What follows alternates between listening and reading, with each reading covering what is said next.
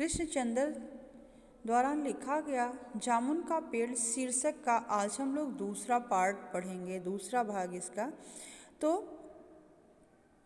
अब देखिए क्लर्क क्या कहता है कि मैं फलों के मौसम में झोली भर करके अपने घर ले जाता था और मेरे बच्चे भी बहुत चाव से खुशी से इस जामुन के फल को खाते थे। तीसरा क्लर्क लगभग जो है रोने रोने जैसा होकर बोला, मगर यह आदमी है। तीसरा क्लर्क जो है थोड़ा सा दयावान है और आदमी के विषय में सोचते हुए कहता है कि यह आदमी है। माली ने दबे हुए आदमी की तरफ इशारा किया। हाँ, यह आदमी। सुप्रीडेंट सोच में पड़ गया। पता नहीं जिंदा है कि मर गया है, एक चपरासी ने पूछा। तो यह हुआ कि मर गया होगा। इतना भारी पेड़ जिसकी पीठ पर गिरे वह बच कैसे सकता है? दूसरा चपरासी इस तरह से बोलता है। लेकिन पेड़ के नीचे दबा हुआ शायर जो है वो जब इस तरह की बातचीत सुनता है तो खुद बोलता है कि नहीं, मैं जिंदा हूँ। और बहुत ही ये शब्द जो है वो बहुत ही कठिनता से कराहते हुए बोलता है, जिंदा है। क्लर्क को बड़ा ताज्जुब होता है कि इतना भारी पेड़ इसके शरीर पे गिरा हुआ है और फिर भी यह जिंदा है। अगर जिंदा है तो पेड़ काट कर इसे जल्दी से निकाल लेना चाहिए। माली इस तरह का सुझाव देता है कि अगर यह जिंदा है तो पेड़ काट करके इसे जल्दी से निकाल लेना चाहिए। फिर क्या होता है कि फिर कहता है कि बड़ा मुश्किल मालूम होता है, ऐसा करना जो है बहुत मुश्किल मालूम होता है। पेड़ को हटाकर व्यक्ति को निकालने की बात तो कही जाती है तो सभी सुप्रीडेंट की आज्ञा की प्रतीक्षा करने लगते हैं। सुप्रीडेंट अंडर सेक्रेटरी से पूछता है तो यह बात मंत्री महोदय तक पहुंच जाती है। मंत्री ने जो कुछ कहा वह अंडर सेक्रेटरी तक आ जाता है।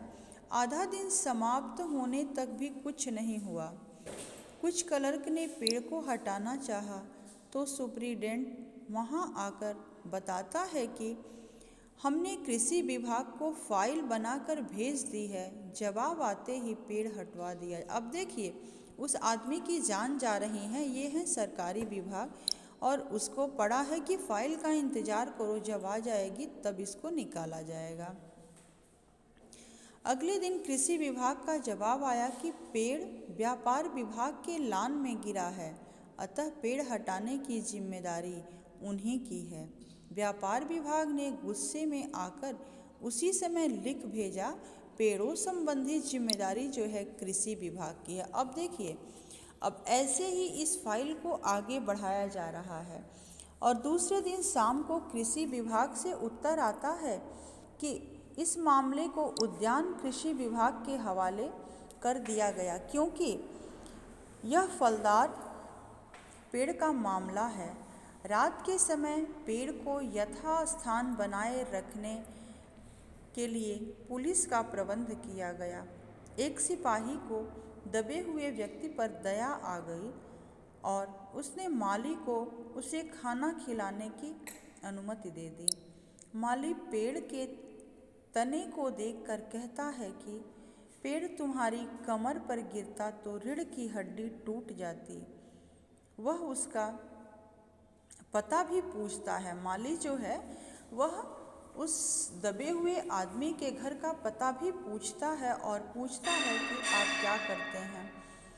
दबा हुआ आदमी जो है, आपको जैसा कि बताया गया कि वो शायर है, दबा हुआ व्यक्ति स्वयं को लावारिस बताता है। और तीसरे दिन उद्यान कृषि विभाग से एक व्यंग्यपूर्ण उत्तर आया कि हम पेड़ लगाओ की योजना को आगे बढ़ाने का प्रयास कर रहे हैं और आप हैं कि जामुन जैसे फलदार पेड़ को काटने की बात कर रहे हैं। अब देखिए, उस व्यक्ति से पेड़ का महत्व अधिक बताए जिसे लोग बड़े चाव से खाते हैं, अतः पेड़ काटने की अनुमति नहीं दी जाती है। एक मनचला व्यक्ति कहता है कि इस आदमी को धड़ से काट दिया जाए, तो दोनों तरफ से आधा आधा निकल जाएगा। दबा हुआ आदमी कहता है कि आजकल प्लास्टिक सर्जरी विकसित हो चुकी है कि उसे फिर से जोड़ा जा सके। दबा हुआ आदमी इस पे भी राजी हो जाता है और कहता है कि ठीक है, आधा आधा काट के ही निकाल दिया जाए, क्योंकि आजकल प्लास्टिक सर्जरी जो है विकसित है और प्लास्टिक सर्जरी हो जाएगी। धन्यवाद।